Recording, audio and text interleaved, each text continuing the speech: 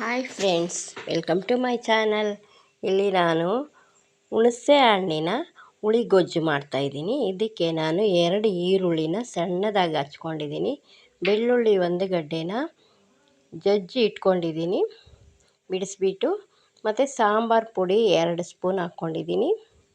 ಮತ್ತು ಇಲ್ಲಿ ಜೀರಿಗೆ, ಮೆಣಸು, ಮೆಂತ್ಯ 1 ಸ್ಪೂನಷ್ಟು ಜೀರಿಗೆ ಹಾಕ್ಕೊಂಡಿದ್ದೀನಿ. ಅರ್ಧ ಸ್ಪೂನಷ್ಟು ಮೆಣಸು ಮತ್ತು ಮೆಂತ್ಯ ಹಾಕ್ಕೊಟ್ಕೊಂಡಿದ್ದೀನಿ.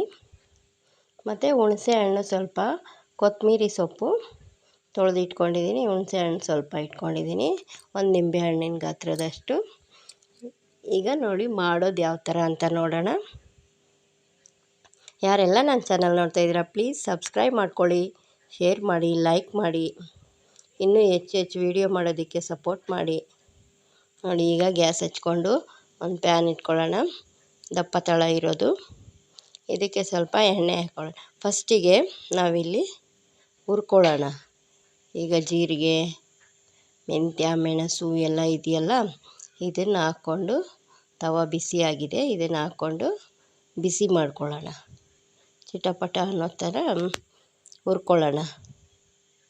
ಯಾರೆಲ್ಲ ನನ್ನ ಚಾನಲ್ ನೋಡ್ತಾ ಇದ್ದೀರಾ ಪ್ಲೀಸ್ ಸಬ್ಸ್ಕ್ರೈಬ್ ಮಾಡ್ಕೊಂಡು ನೋಡಿ, ಶೇರ್ ಮಾಡಿ, ಲೈಕ್ ಮಾಡಿ. ನೋಡಿ, ಈ ಥರ ಘಮ ಬರೋ ಥರ ಹುರ್ಕೋಬೇಕು. ಇದು ಸ್ವಲ್ಪ ಹುರಿದಾದ್ಮೇಲೆ ನಾವು ಇದನ್ನು ತಣ್ಣಗಾಗಕ್ಕೆ ಬಿಟ್ಟು ಮಿಕ್ಸಿ ಮಾಡ್ಕೊಳ್ಳೋಣ. ಆಮೇಲೆ ಈಗ ಮಾಡೋದೇನೆ ಯಾವ ಥರ ಅಂತ ನೋಡೋಣ. ಈಗ ಬಿಸಿ ಆಗ್ತಾಯಿದೆ, ಈಗ ಚಿಟಪಟ ಅನ್ನಬೇಕು.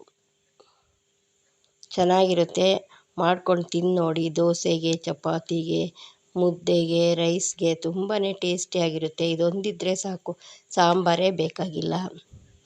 ಸಾಂಬಾರಿಲ್ಲ ಅಂದರೆ ಇದನ್ನು ಮಾಡಿಕೊಂಡ್ರೆ ಸಾಕು, ಎಷ್ಟು ದಿವಸ ಆದರೂ ಇರುತ್ತೆ. 1 ತಿಂಗಳ ತನಕ ಸ್ಟೋರ್ ಮಾಡಿಟ್ಕೊಂಡ್ರೂ ಇರುತ್ತೆ.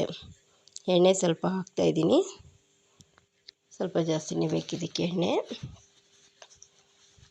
ಈಗ ಇದಕ್ಕೆ ಸಾಸಿವೆ 1 ಸ್ಪೂನಷ್ಟು ಹಾಕ್ಕೊಳ್ಳೋಣ.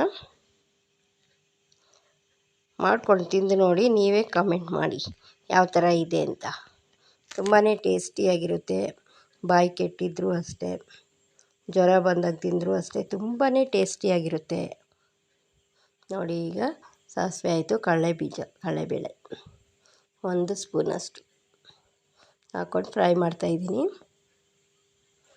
ಈಗ ಈರುಳ್ಳಿ ಸಣ್ಣದಾಗಿ ಹಚ್ಕೊಂಡಿದ್ದೀನಲ್ಲ, ಆ ಈರುಳ್ಳಿ ಹಾಕ್ಕೊಂಡು ಫ್ರೈ ಮಾಡ್ಕೋಬೇಕು.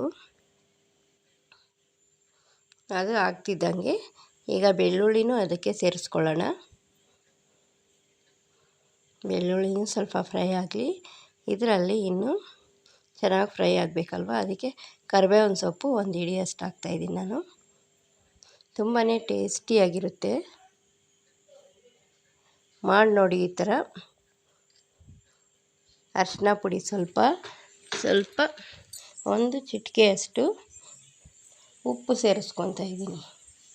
ಉಪ್ಪು ಹಾಕೋದ್ರಿಂದ ಬೇಗ ಈರುಳ್ಳಿ ಫ್ರೈ ಆಗುತ್ತೆ, ಅದಕ್ಕೋಸ್ಕರ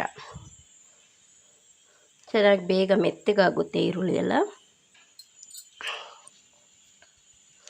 ಈಗ ಹುಣಸೆಹಣ್ಣು ಕಿವುಚಿಟ್ಕೊಂಡಿದ್ದೆ, ನೆನೆಸ್ಕೊಂಡು ನೋಡಿ, ಈಗ ಅದನ್ನು ಹಾಕ್ಕೊತಾ ಇದ್ದೀನಿ.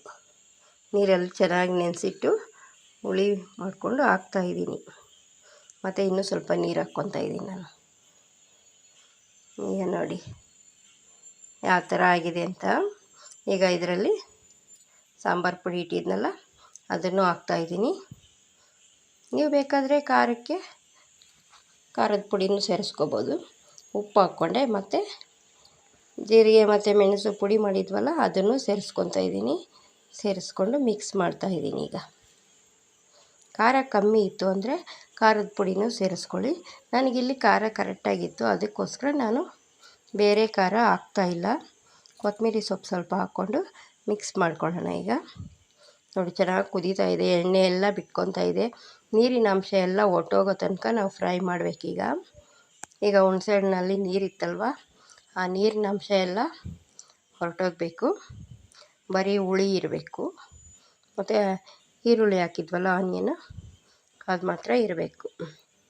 ನೋಡಿ ಯಾವ ಥರ ಎಣ್ಣೆ ಬಿಟ್ಕೊತಾ ಇದೆ, ಎಲ್ಲ ಕಡಿಮೆ ಆಗ್ತಾಯಿದೆ ನೋಡಿ. ಚಟ್ನಿ ಥರ ಆಗ್ತಾಯಿದೆ. ಈ ಚಟ್ನಿ ಎಷ್ಟು ದಿವಸ ಬೇಕಾದರೂ ಇಟ್ಕೊಂಡು ತಿನ್ಬೋದು. ತುಂಬಾ ಟೇಸ್ಟಿ ಅಂದರೆ ಟೇಸ್ಟಿ.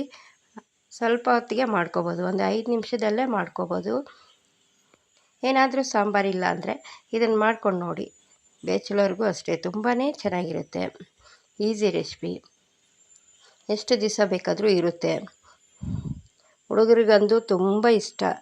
ಬಿಸಿ ಬಿಸಿ ಅನ್ನಕ್ಕೆ ಹಾಕ್ಕೊಂಡು ತಿಂತಾಯಿದ್ರೆ ತುಂಬಾ ಟೇಸ್ಟಿಯಾಗಿರುತ್ತೆ. ನೋಡಿ ಈಗ ಆಗಿದೆ, ಈಗ ತಣ್ಣಗಾಗಿದೆ. ಈಗ ಶೇರ್ ಮಾಡ್ಕೊಂಡು ಥ್ಯಾಂಕ್ ಯು.